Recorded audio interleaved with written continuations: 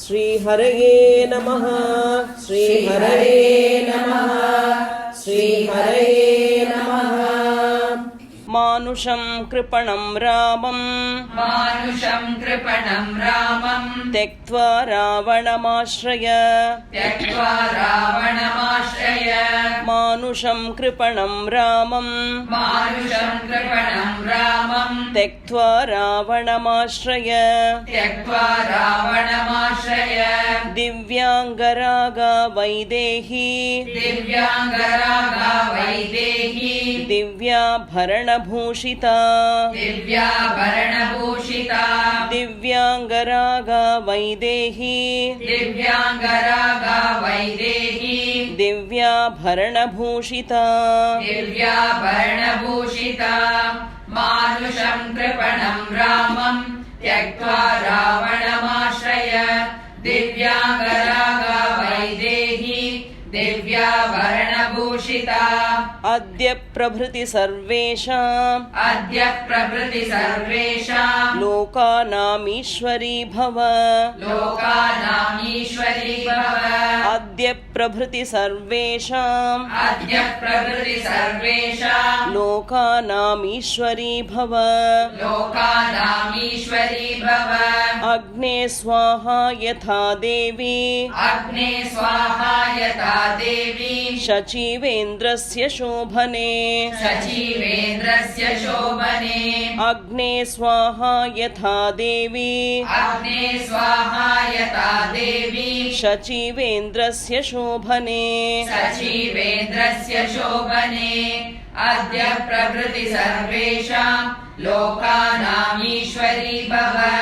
अग्ने स्वाहा यथा देवी शचीवेन्द्रस्य शोभने किं ते रामेण वैदेही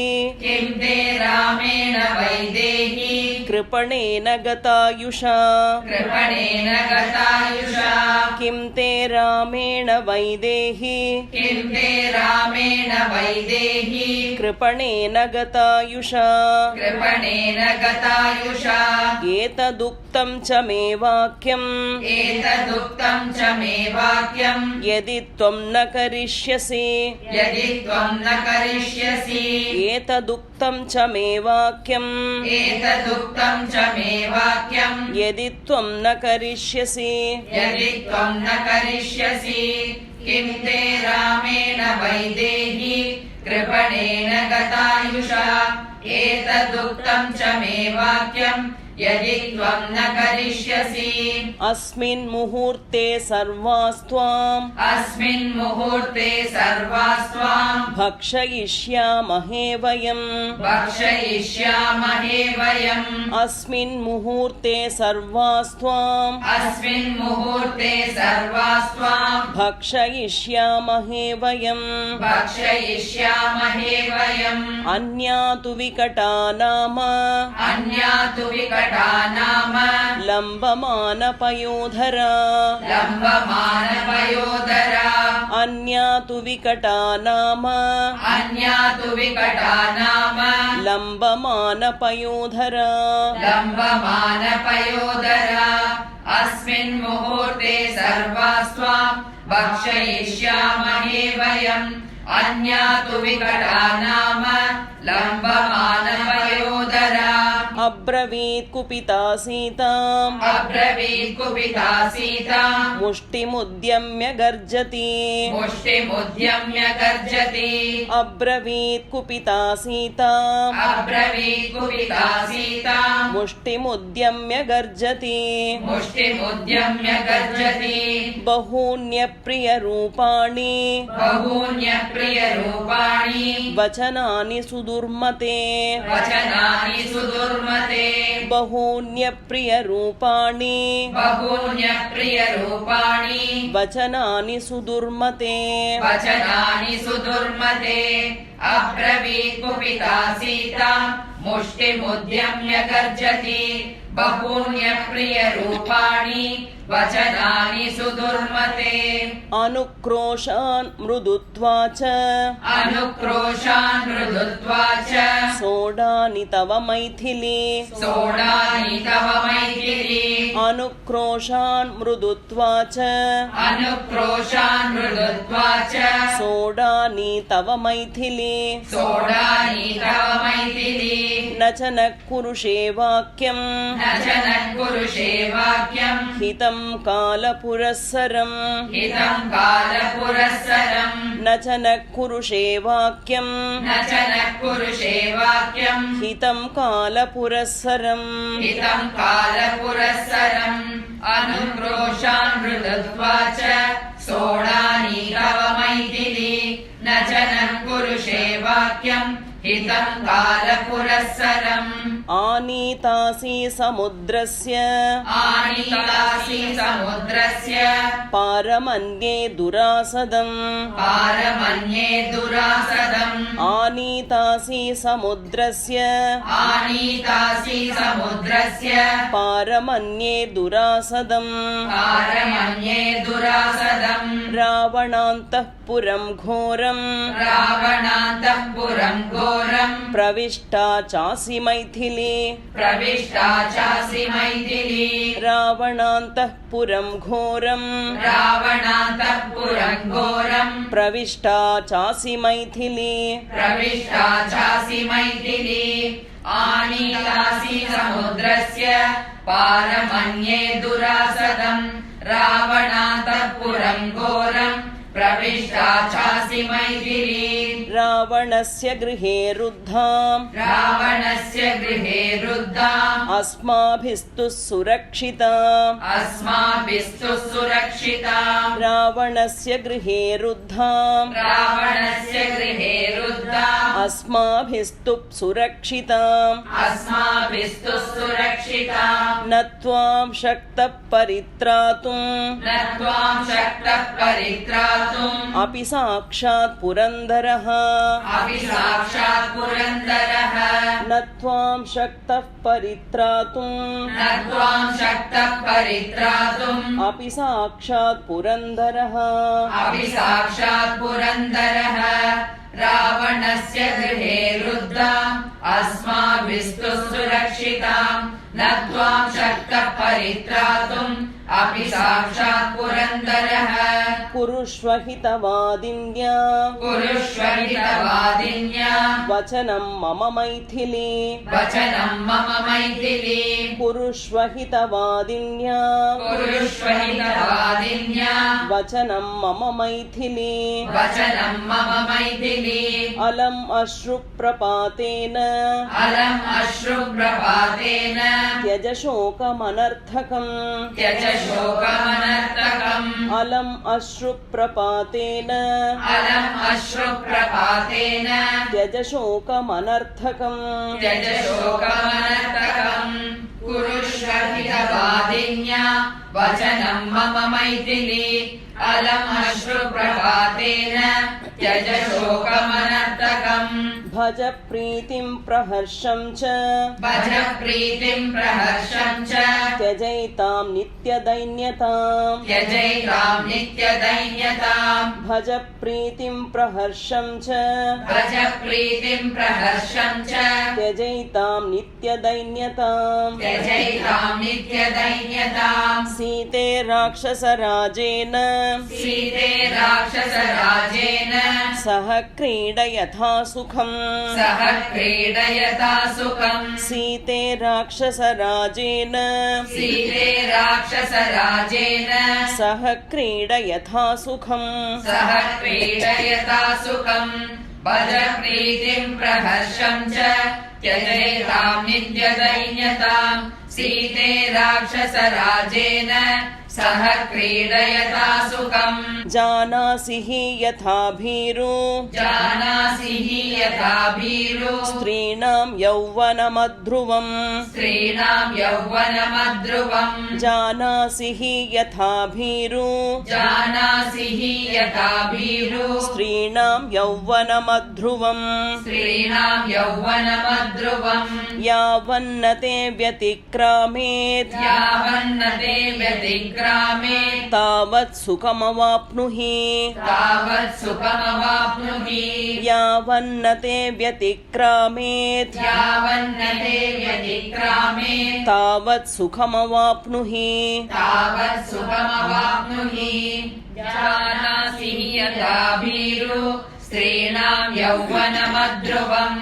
यावन्न ते व्यतिक्रामे तावत् सुखमवाप्नुहि उद्यानानि च रम्याणि उद्यानानि च रम्याणि पर्वतोपवनानि च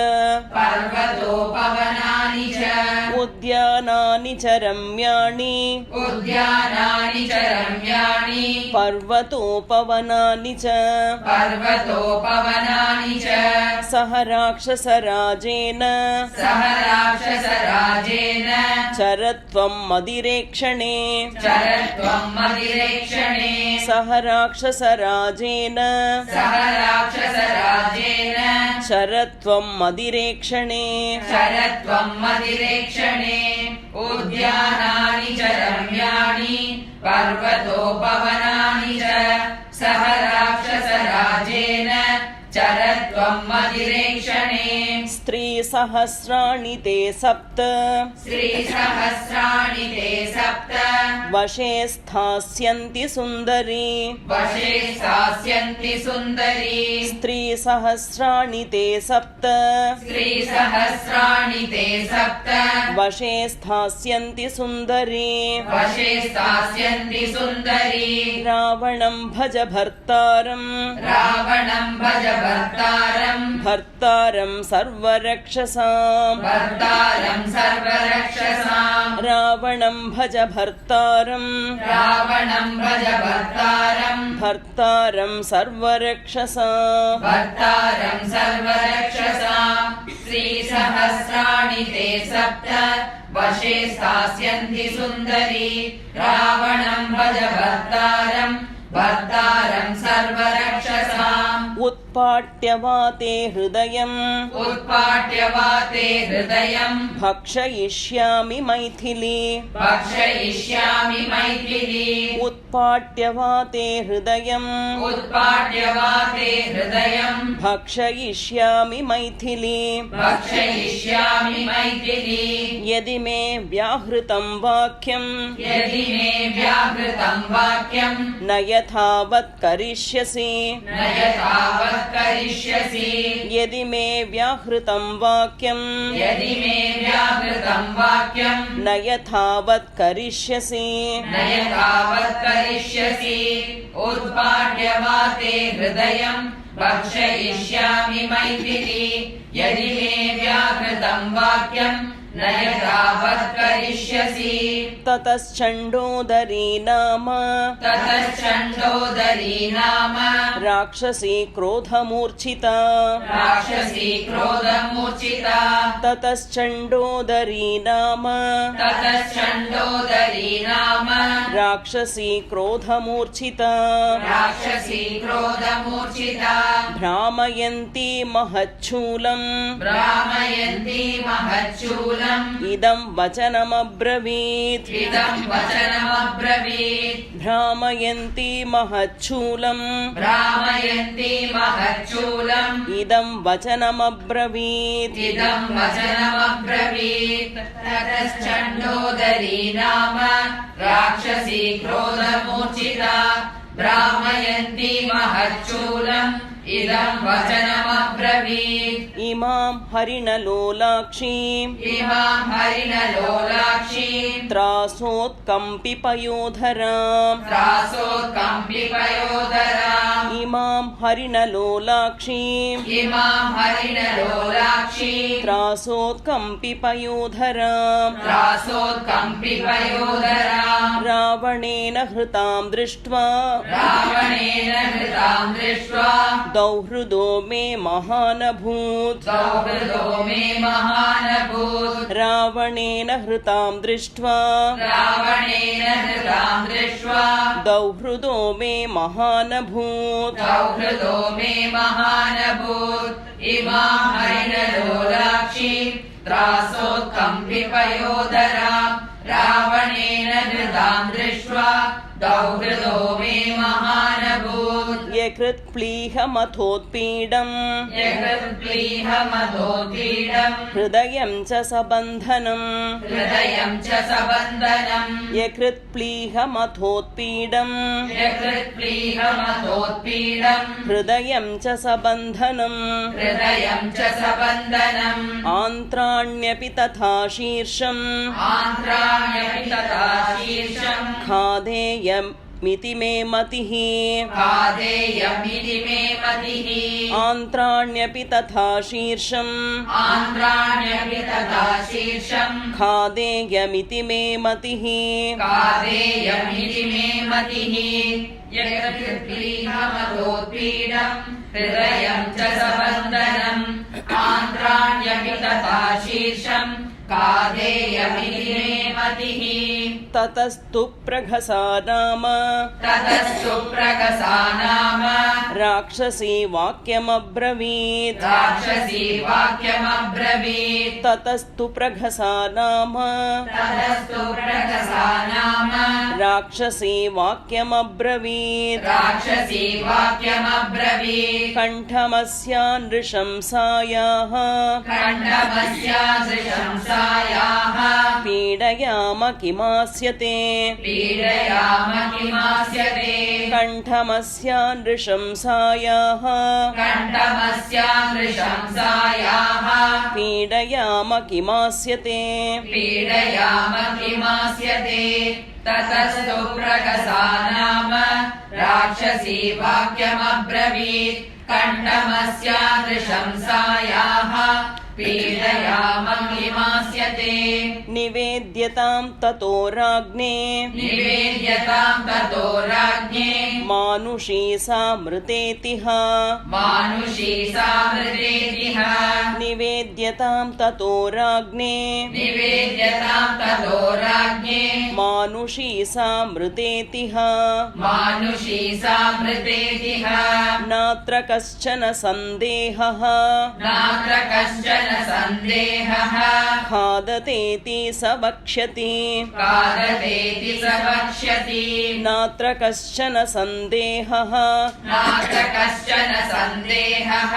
खादतेति स वक्ष्यति खादतेति स वक्ष्यति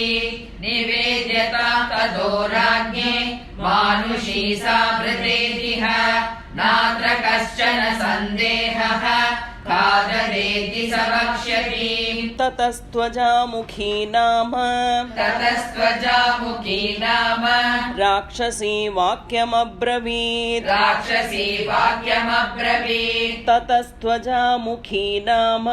ततस्त्वजामुखी नाम राक्षसी वाक्यमब्रवीत् राक्षसी वाक्यमब्रवीत् विशस्येमां ततः सर्वाः विशस्येमां ततः सर्वाः समान् कुरुत पिण्डकान् समान् कुरुत पिण्डकान् विशस्येमां ततः सर्वाः विशस्येमां ततः सर्वाः समान् कुरुत पिण्डकान् समान् कुरुत पिण्डकान् ततस्त्वजामुखी नाम राक्षसी वाक्यमब्रवीत् विशस्येमां ततः सर्वाः समान् कुरुत पिण्डकान् विभजाम ततः सर्वा विभजाम ततः सर्वा विवादो मे न रोचते विवादो मे न रोचते विभजाम ततः सर्वा विभजाम ततः सर्वा विवादो मे न रोचते विवादो मे न रोचते पेयमानीयतां क्षिप्रम् पेयमानीयतां क्षिप्रम् लेह्यमुच्चावचं बहु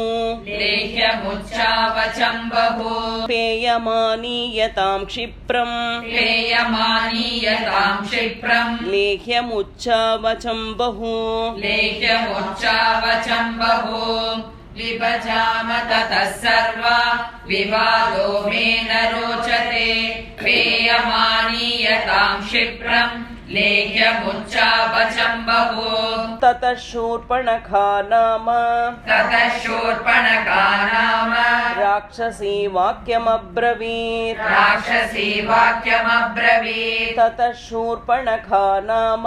ततः शूर्पणखा नाम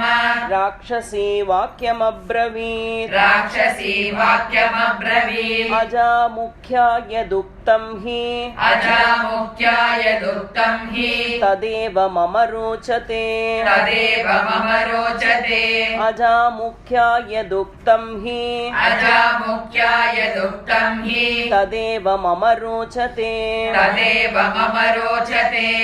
ततः शूर्पणखा नाम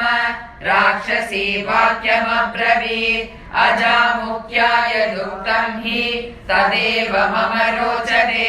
सुराचानीयतां क्षिप्रम् सुराचानीयतां क्षिप्रम् सर्वशोकविनाशिनी सर्वशोकविनाशिनी सुराचानीयतां क्षिप्रम् सुराचानीयतां क्षिप्रम् सर्वशोकविनाशिनी सर्वशोकविनाशिनी मानुषं मांसमास्वाद्य मानुषं मांसमास्वाद्य नृत्यामोथ निकुम्बिलाम् नृत्यामोदनिकुम्बिलाम् मानुषं मांसमास्वाद्य मानुषं मांसमास्वाद्य नृत्यामोथ निकुम्बिलाम् नृत्यामोदनिकुम्बिलाम् सुराचानीयतां क्षिप्रम् सर्वशोकविनाशिनी मानुषं मांसमास्वाद्य नृत्यामोदनिकुम्बिलाम् एवं संहृत्स्यमाना सा एवं संवत्स्यमाना सा सीता सुरसुतोपमा सीता सुरसुतोपमा एवं संहृत्स्यमाना सा एवं संवत्स्यमाना सा सीता सुरसुतोपमा सीता सुरसुतोपमा राक्षसीभिः सुघोराभिः राक्षसीभिः सुघोराभिः धैर्यमुत्सृज्य रोदिति धैर्यमुत्सृज्य रोदिति राक्षसीभिः सुघोराभिः राक्षसीभिः सुघोराभिः धैर्यमुत्सृज्य रोदिति धैर्यमुत्सृज्य रोदिति एवं संवत्स्यमाना सा सीता सुरसुतोपमा राक्षसीभिः सुघोराभिः धैर्यमुत्सृज्य रोदिति इत्यार्षे श्रीमद् रामायणे श्रीमद् रामायणे वाल्मीकिये आदिकाव्ये चतुर्विंशतिसहस्रिकायां संहितायां सुन्दरकाण्डे राक्षसी निर्भत्सनं नाम चतुर्विंशः सर्गः श्रीहरये नमः श्रीहरये नमः